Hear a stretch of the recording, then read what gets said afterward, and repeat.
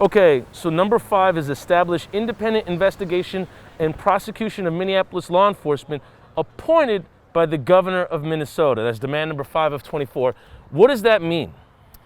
Simply what that means is we want the city to relinquish a little bit of control over that investigative aspect of it. Yeah. Put it in the hands of Governor Walz, but not only have him have control over that process, but appoint someone as independent as possible, so that way you're not having people on taxpayers' dollars or on the payroll, if you will.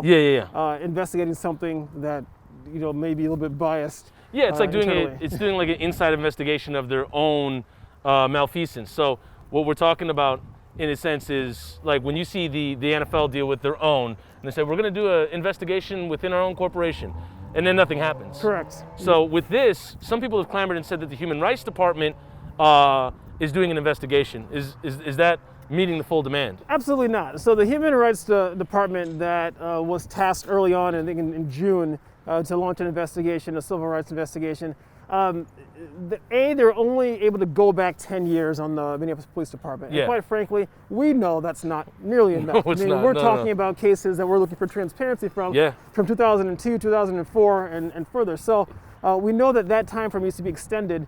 Additionally, we know that that investigation is, again, they're somewhat biased, even though it's inherently biased, being that their employer is the same.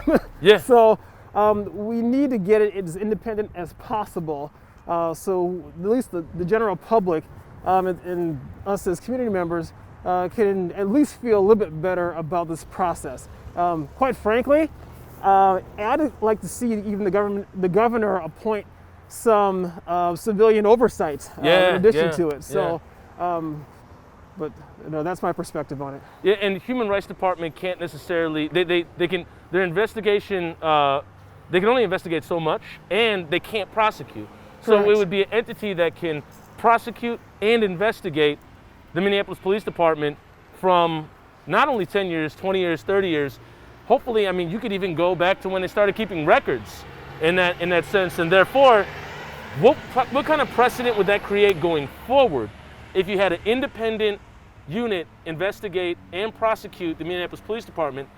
What kind of tone of accountability would that set for going forward in means of justice? Well, the message needs to be sent that there's nowhere to hide. Yeah. Right now, there are plenty of places to hide. Especially if our officers of the law can hide behind the police unions. They can hide behind, even some of the internal policies that allow them use of force, that are some very vague and ambiguous terms that are used in their policies.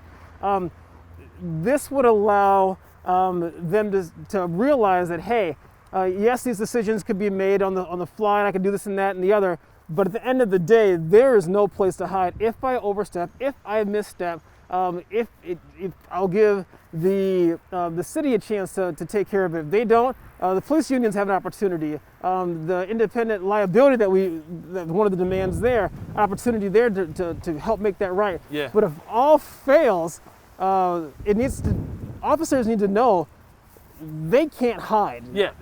And they won't be held accountable by the constituents. They'll be held accountable by an outside source. Absolutely. Cool. Thank you so much for educating us on number 5, and we appreciate it. No, thank you. All right.